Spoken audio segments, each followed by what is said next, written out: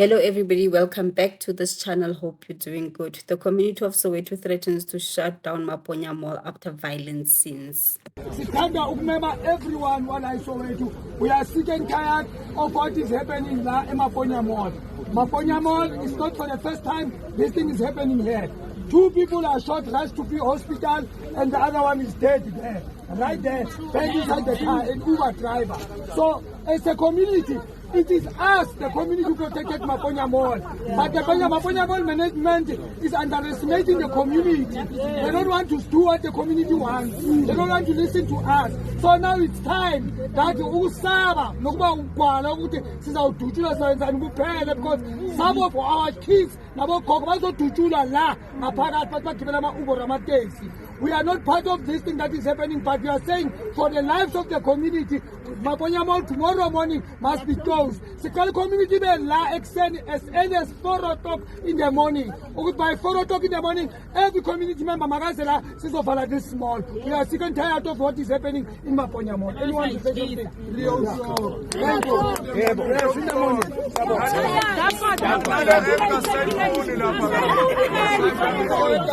The residents are calling for the management of Maponya Mall to intervene after an e-hailing driver was killed and 2 vehicles torched.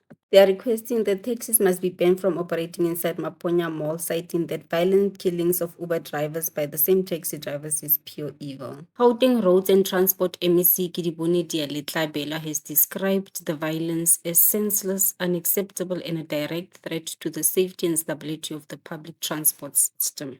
You see, quite tragic what happened here today. If you could just walk us through what happened. Yeah, very tragic. We got a report that there has been a violent incident in Maponya Mall where it resulted to a loss of life and to injuries of 2 people. Currently, the police are working the scene. We have not yet concretely received a report, but preliminary reports tell us that we at the stage are looking at 1 loss of life and 2 injuries.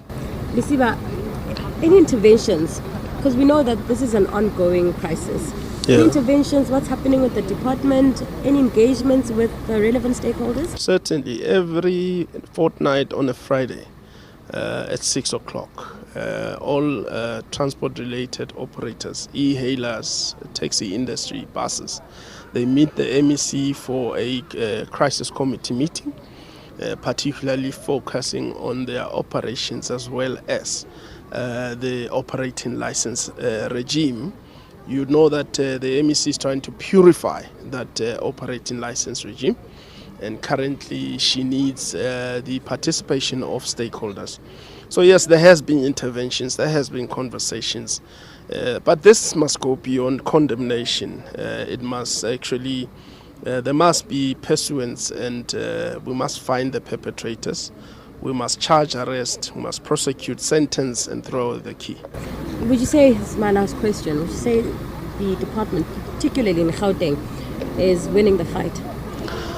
Look, the fight is it's bigger than what we think, because when you find a fight being against the people of Gauteng, because when innocent bystanders get hurt, it simply means that this fight is bigger than what we had anticipated. So yes, we are pushing back the fight, but it calls upon those that are within the industry to actually rein themselves in, because as government we are not going to be able to win it alone. It is a fight that we must win side to side with the industry, the taxi industry, the e-hailing industry, and the people of Gauteng. Where I'm seated, I think, given the statistics from last April in 2024, there's been over 124 deaths related to taxi violence. So it gives you a sense that this is something that we need to turn the tide on, particularly when we are at the verge, we are at the advent of hosting one of the biggest international platform, the G20. And this is unbecoming behavior. This is not what we should become as a country. So we must look for these perpetrators. We must root them out of society, and we must actually isolate them. Our hearts goes out to everyone affected by this tragic event. We extend our deepest condolences to the families of those who lost their lives.